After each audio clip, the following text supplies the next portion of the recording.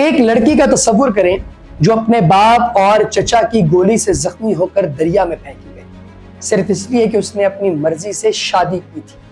وہ زندہ بچ گئی، مگر پاکستان کا قانون اس وقت یہ کہتا تھا کہ قاتل کو معاف کیا جا سکتا ہے اگر مقتول کے وارث معافی دیں، اور جو قاتل خود خاندان کے افراد ہوں وہ خود ہی معافی دے کر آزاد ہو جاتے تھے۔ یہ ایک قانونی سقم تھا جس نے ہزاروں عورتوں کی جانیں لی تھی اور کوئی ان کی طرف سے نہیں بولتا تھا۔ پھر ایک فلم ساز نے کیمرہ اٹھایا، اس لڑکی کی کہانی ریکارڈ کی اور وہ فلم آسکر جیت کر پاکستانی پارلیمنٹ کا دروازہ کھٹکھٹانے لگی۔ نتیجہ قانون بدل گیا۔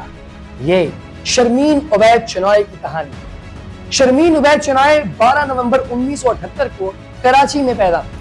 انہوں نے کراچی گرامر اسکول سے تعلیم حاصل کی اور محض 17 سال کی عمر میں ایک خفیہ تحقیقاتی رپورٹر کے طور پر کام شروع کر دیا۔ اس وقت انہوں نے ایک ایسی خبر شائع کی جس میں بہت طاقتور لوگوں کا نام لیا گیا تھا۔ ان لوگوں نے غصے میں آ کر شرمین کے گھر کی دیواروں پر ان کا اور ان کے خاندان کا نام لکھ کر گندی باتیں لکھ دی، مگر اس موقع پر ان کے والد نے جو بات کہی وہ شرمین کی پوری زندگی کا سہارا بنی۔ انہوں نے کہا کہ اگر تم سچ بولتی رہو تو میں تمہارے ساتھ کھڑا رہوں گا اور دنیا بھی تمہارے ساتھ ہوگی۔ یہ الفاظ شرمین کے دل میں بیٹھے اور انہوں نے فیصلہ کر لیا کہ وہ کسی بھی طاقت کے سامنے نہیں جھکیں گے۔ پیارے دوستو، 21 سال کی عمر میں شرمین نے ڈاکومنٹری فلم سازی شروع کی اور 2002 میں نیو یارک ٹائمز کے لیے ٹیررز چلڈرن کے نام سے اپنی پہلی فلم بنائی۔ پھر انہوں نے پی بی ایس کے فرنٹ لائن پروگرام کے لیے پاکستان، افغانستان اور دنیا کے مختلف جنگی علاقوں میں جا کر فلمیں بنائی۔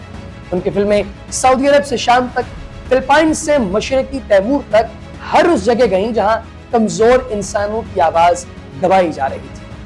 کہا جاتا ہے کہ پھر آئی 2012 کی فلم سیونگ فیس۔ یہ فلم پاکستان میں خواتین پر تیزاب پھینکنے کے واقعات پر۔ فلم ریلیز ہونے کے بعد پاکستان کے سب سے بڑے صوبے پنجاب نے تیزاب حملوں کے مقدمات کو انسداد دہشت گردی کی عدالتوں میں لے جانے کا فیصلہ کیا تاکہ متاثرین خواتین کو جلد انصاف مل سکے۔ اس فلم نے شرمین کو پاکستان کا پہلا آسکر ایوارڈ دلوایا۔ آسکر لینے کے بعد جب وہ سٹیج پر آئیں تو انہوں نے کہا کہ پاکستان کے وزیر اعظم نے قانون بدلنے کا وعدہ کیا ہے، مگر شرمین یہاں نہیں رکی۔ 2014 میں انہوں نے غیرت کے نام پر قتل کی کہانیاں پڑھنا شروع کی اور وہ ہمیشہ چاہتی تھی کہ کسی ایسی عورت کی زبانی یہ کہانی سنائی جائے جو زندہ بچ گئی، کیونکہ اکثر عورتیں بے نام قبروں میں دفن ہو جاتی تھیں اور ان کی بات کرنے والا کوئی نہیں ہوتا تھا۔ پھر ایک صبح شرمین نے پڑھا کہ ایک نوجوان لڑکی اپنے باپ اور چچا کی گولی سے بچ گئی ہے جنہوں نے اسے دریا میں پھینک دیا۔ شرمین کو اپنی کہانی مل گئی تھی۔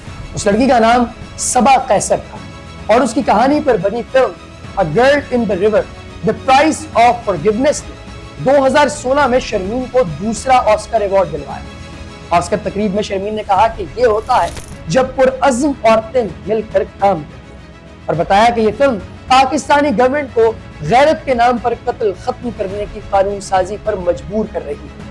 اکتوبر 2016 میں مہینوں کی مہم کے بعد وہ قانونی سقم بند کر دیا گیا اور اب غیرت کے نام پر قتل کرنے والوں کو عمر قید کی سزا ملتی ہے۔ شرمین نے 7 ایمی ایوارڈز، 2 آسکر جیتے ہیں۔ ٹائم میگزین نے انہیں 2012 میں دنیا کے 100 سب سے بااثر لوگوں میں شامل کیا۔